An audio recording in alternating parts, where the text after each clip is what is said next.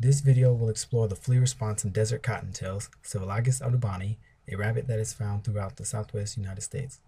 The flea response begins when cottontails receive a stimulus they perceive as danger, for example, loud noises or objects approaching.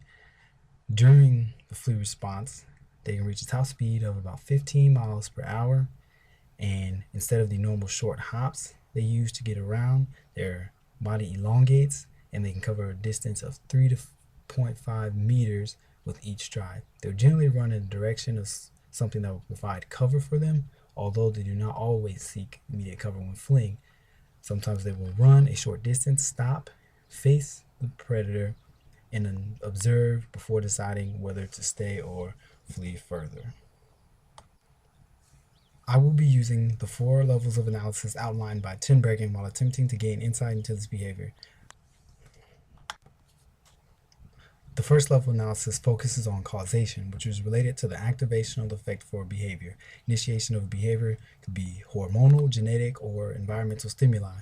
My hypothesis for this is that the cottontail flea response is relative to the perceived threat and depends on environmental factors. A study by Camp et al. 2012 found that rabbits that were well concealed allowed predators to get closer to them than when not near something that would provide them protection. This shows that the flea response is related to the perceived threat and they will employ a strategy of remaining still when appropriate. Second level analysis focuses on development, which is related to the organizational effect of the organism. Early learning and neural growth are examples of this. Hypothesis is that the flea response in cottontails is learned by interaction with and emulation of the actions of its parents. The study by Rodell supports my hypothesis, and they found that the rabbits that were involved in a higher level of positive social interactions during their juvenile phase responded to the presence of a predator odor by higher scanning rates for predators during foraging. The third level analysis focuses on evolution, which is how the behavior is inherited or passed down. My hypothesis is that the flea response is encoded in the genome of cottontails and evolved to become more complex over history. A study by Kolb found that rabbits would change their behavior depending on how near or far from their burrows they were. The burrows were focal points for predators during their study, and they found most of the rabbits would spend their time above ground using rocks and vegetation to hide and flee. The fourth level of analysis focuses on function, which is concerned with how the behavior conveys a fitness benefit to the organism. Fitness is survival and reproduction of an organism and its progeny.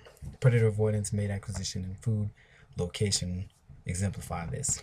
My hypothesis is that the fleeing is necessary to avoid predation and therefore allow the cottontail to get its genes into the next generation. A study by Biggins et al. 2005 found that a bobcat stalked for over an hour and over a 12-second chase forced the rabbit to cover nearly 130 meters. This illustrates that the fleeing response in rabbits must be a significant part of its survival strategy due to the adept predators that prey upon them.